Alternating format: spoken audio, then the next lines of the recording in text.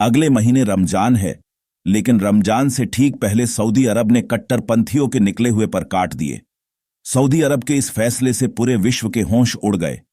आपने भारत में तो सर तन से जुदा के नारे सुने होंगे, लेकिन इस बार तो सऊदी अरब ने एक ही दिन में ऐसा किया कि भारत की मुश्किलें कम हो गई। भारत अब तक नहीं कर पाया, वो सऊदी अरब ने कर दिया।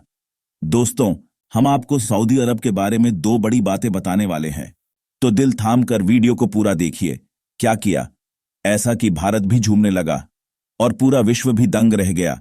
ये सब जानने के लिए वीडियो को अंत तक जरूर देखें और वीडियो को लाइक करें। साथ ही हमारी चैनल को सब्सक्राइब करें। सऊदी अरब में दी जाने वाली मौत की सजा पूरी दुनिया में मशहूर है। यहां खुलेआम या तो सिर कलम कर दिया जाता है या फिर फांसी दे दी जाती है। सऊदी अरब ने एक बार फिर कुछ इसी तरह मौत की सजा दी है। सऊदी अरब में 7 आतंकियों का सिर कलम कर दिया गया है।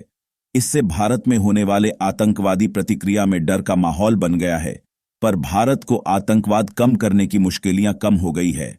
सऊदी अरब की सरकार आतंकियों के खिलाफ पुरजोश के साथ एक्शन में है, जिसके चलते 27 फरवरी को 7 लोगों को मौत की सजा दी गई।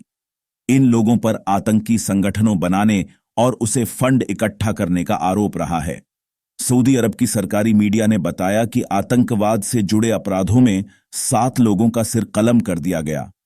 एक दिन में 81 लोगों को फांसी देने की 2022 की घटना के बाद यह एक दिन में लोगों को मौत देने का बड़ा मामला है।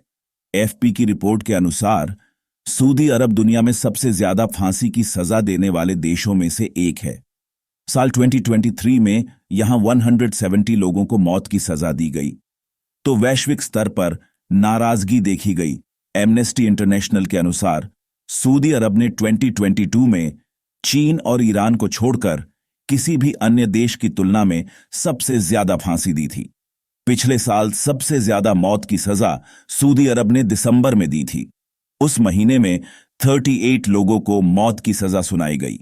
2023 में मौत की सजा पाने वालों में देशद्रोह के दोषी 2 सैनिक और आतंकवादी गतिविधियों के आरोपी 33 लोग शामिल थे।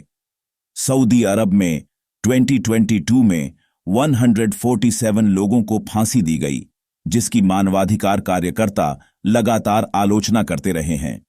वहीं 2019 में सऊदी में 187 लोगों को मौत की सजा दी गई थी।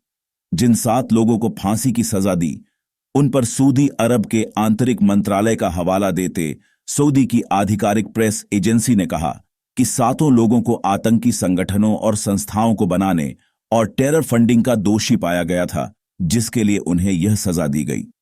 जिन 7 लोगों को फांसी दी गई है, समाचार एजेंसी ने बताया कि उन्होंने ऐसे आतंकी दृष्टिकोण को अपनाया जो उन्हें खून बहाने के लिए उकसाता है। इसके अलावा आतंकी संगठनों और संस्थाओं की स्थापना, उनकी फंडिंग और उनके साथ कम्युनिकेशन करना सामाजिक सुरक्षा और स्थिरता को रोकता है। रिपोर्ट में इन 7 लोगों के खिलाफ लगाए गए आरोपों की विस्तार से जानकारी नहीं है।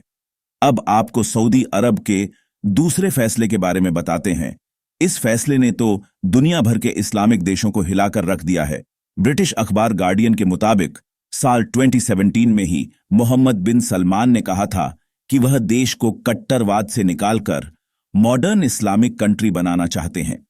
कट्टर इस्लामिक देश कहे जाने वाले सऊदी अरब में क्राउन प्रिंस ने मस्जिदों में इफ्तार पार्टी करने पर रोक लगा दी है। यह आदेश तब जारी किया गया जब मुस्लिमों का पवित्र महीना रमजान आने वाला है। माना यह जा रहा है कि मोहम्मद बिन सलमान सऊदी अरब से कट्टर होने का दाग हटाना चाहते हैं। इसी के तहत लगातार शरिया कानून में ढील दी जा रही है। मुस्लिमों के लिए सबसे पवित्र स्थल मक्का और मदीना भी सऊदी अरब में ही है। सऊदी के प्रिंस मोहम्मद बिन सलमान इन दोनों पवित्र स्थलों के संरक्षक भी हैं। ऐसे में सऊदी अरब अपने आप को इस्लाम के अगुवा देश के तौर पर पेश करता है। वही अब मुल्क की मस्जिदों में इफ्तार पार्टी के आयोजन पर बैन लगाने के बाद चर्चा तेज हो गई है कि क्राउन प्रिंस सऊदी अरब को रूढ़िवादी मुस्लिम देश से मॉडर्न इस्लामिक कंट्री की तरफ ले जाना चाहते हैं। अगर सऊदी की बात करें तो इसकी स्थापना ही कट्टर इस्लाम की देश के तौर पर हुई है। ऑटोमन साम्राज्य से निकलने के बाद सऊदी अरब में लगातार कट्टर इस्लामिक मुल्क बनाने पर जोर दिया गया। क्राउन प्रिंस के ही पूर्वजों ने सऊदी अरब में शरिया कानून लागू किया। यहां चोरी करने पर हाथ काटने का नियम दुनिया भर में जाना जाता है। इतिहासकारों के मुताबिक ईरान में क्रांति के बाद सऊदी अरब ने वैचारिक सहमति के साथ इस्लाम को बढ़ावा देने के लिए खूब फंडिंग भी की थी। तेल से आ रहे पैसे की वजह से सऊदी अरब में खूब कट्टरपंथी इस्लाम का बोलबाला रहा। लेकिन साल 2021 में अमेरिका के न्यूयॉर्क में 9/11 हमला होने के बाद दुनिया भर में इस्लामिक कट्टरवाद का खूब विरोध हुआ। इसी दौरान सऊदी अरब में बड़े परिवर्तन हुए। सलमान अब्दुल बिन अजीज सऊदी के किंग बने और उनके बेटे मोहम्मद बिन सलमान क्राउन प्रिंस बने। अब मोहम्मद बिन सलमान के हाथ में बागडोर आने के बाद सऊदी की तस्वीरें बदल रही है। ब्रिटिश अखबार गार्डियन के मुताबिक साल 2017 में ही मोहम्मद बिन सलमान ने कहा था कि वह देश को कट्टरवाद से निकालकर मॉडर्न इस्लामिक कंट्री बनाना चाहते हैं। माना यह जा रहा है कि दुनिया अब सिर्फ पेट्रोलियम पर निर्भर नहीं है। कई तरह के ईंधन अब विकल्प के रूप में आ गए हैं। अगर सऊदी ने जल्द ही अपने देश की इकोनॉमी के लिए अन्य विकल्प तैयार नहीं करेगा तो गंभीर आर्थिक संकट आ सकता है। ऐसे में देश को इस्लाम की कट्टरवाद से ऊपर आना होगा।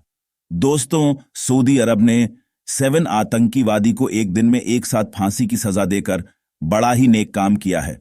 भारत काम आसान कर दिया, पर सऊदी अरब के प्रिंस ने इस्लाम धर्म का सबसे बड़ा दिन रमजान के दिन इफ्तार पार्टी करने पर रोक लगाकर अच्छा नहीं किया, ऐसा हमें लगता है।